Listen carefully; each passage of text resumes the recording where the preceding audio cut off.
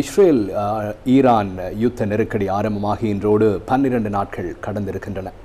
தற்போது இந்த 2 நாடுகள் மாத்திரமல்ல, ஏனைய நாடுகளும் இந்த மோதலில் நேரடியாக ஈடுபட்டுள்ள நிலையை தான் அவதானிக்கக்கூடியதாக இருக்கிறது. ஈரானின் அணுசக்தி நிலையங்கள் மீது உங்களுக்கு தெரியும் தாக்குதல்களை மேற்கொண்டு அமெரிக்காவும் இந்த யுத்த நெருக்கடி நிலையில் தொடர்புபட்டிருக்கிறது. இந்த பின்புலத்தில் ஈரானும் இஸ்ரேலும் போர் நிறுத்தத்துக்கு இணங்கியுள்ளதாக ஜனாதிபதி ட்ரம்ப் தனது சமூக வலைதள பக்கத்தில் அதிகாலை 3:32க்கு பதிவொன்றினை இட்டிருக்கின்றார். அதற்கமைய 6 மணித்தியாலங்களுக்குள் யுத்த நிறுத்தம் ஆரம்பமாக வேண்டும் என குறிப்பிட்டதுடன் கடந்த 1 மணித்தியாலத்துக்கு முன்னர் ஈரானும் இஸ்ரேலும் யுத்த நிறுத்தத்தை அமுல்படுத்தியுள்ளதாக அவர் குறிப்பிட்டுள்ளார். அத்துடன் 2 தரப்பினரும் போர் நிறுத்தத்தை கடைபிடிக்க வேண்டும் எனவும் டொனால்ட் ட்ரம்ப் வலியுறுத்தியுள்ளார்.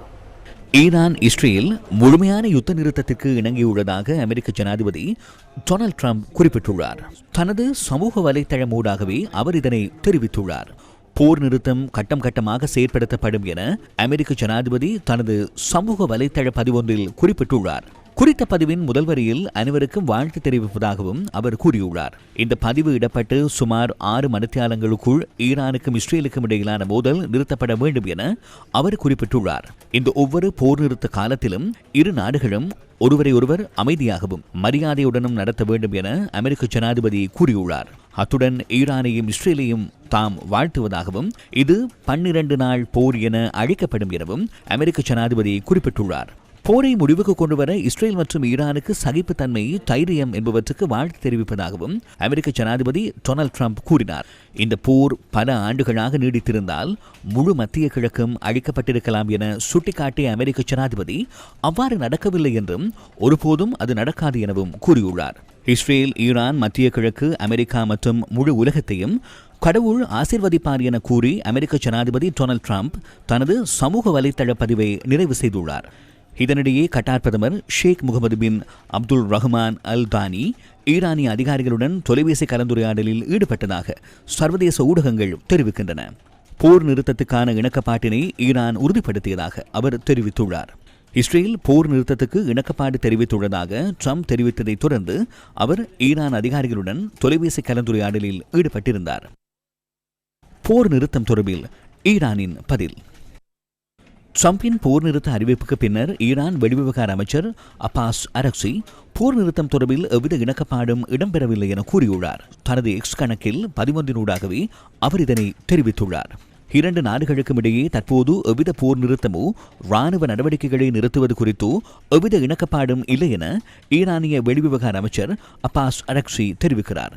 ஈரான் மக்களுக்கு எதிரான தாக்குதல்களை இஸ்ரேல் நிறுத்தினால் ஈரானுக்கு தாக்குதல்களை தொடரும் எண்ணமில்லை எனவும் அவர் கூறியுள்ளார். இருப்பினும் இஸ்ரேலிய தாக்குதல்களை எதிர்கொண்டு ஈரானின் இராணுவ நடவடிக்கைகள் இறுதி நிமிடம் வரை தொடரும் என ஈரான் வெளிவிவகார அமைச்சர் மேலும் கூறியுள்ளார். எதிரியின் எந்தவொரு தாக்குதலுக்கும் பதிலளிக்க கடைசி துளி ரத்தம் வரை அனைத்து ஈரானியர்களுடனும் நாட்டை பாதுகாக்க தயாராக உள்ள ஆயுத படைகளுக்கு நன்றி தெரிவிக்க விரும்புவதாக அவருடைய எக்ஸ் பதிவில் குறிப்பிட்டுள்ளார்.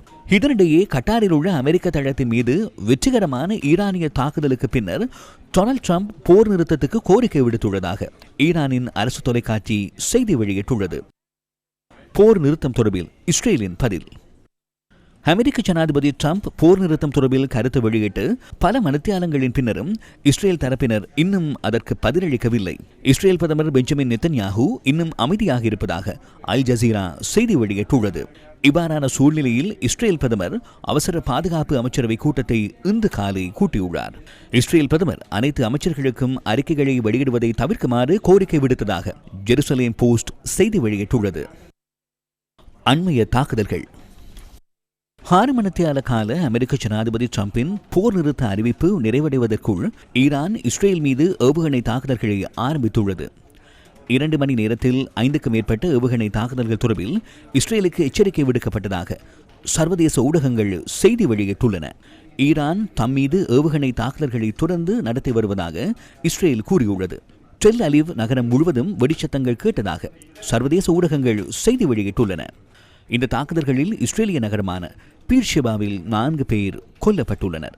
மேலும் 8 பேர் காயமடைந்துள்ளதாக சர்வதேச ஊடகங்கள் செய்தி வெளியிட்டுள்ளன. இதனிடையே ஈரானில் உள்ள தெஹ்ரானின் வடக்கு கிழக்கு பகுதிகளில் இன்று அதிகாலை வெடிப்பு சம்பவங்கள் பதிவாகியுள்ளன. இஸ்ரேலிய தாக்குதலில் ஈரானில் உள்ள மற்றொரு அணு விஞ்ஞானி கொல்லப்பட்டதாக சர்வதேச ஊடகங்கள் செய்தி வெளியிட்டுள்ளன. தெஹ்ரான் மீதான இஸ்ரேலிய தாக்குதலில் அணு விஞ்ஞானி செர்கி சாபர் கொல்லப்பட்டதாக சர்வதேச தகவல்கள் தெரிவிக்கின்றன.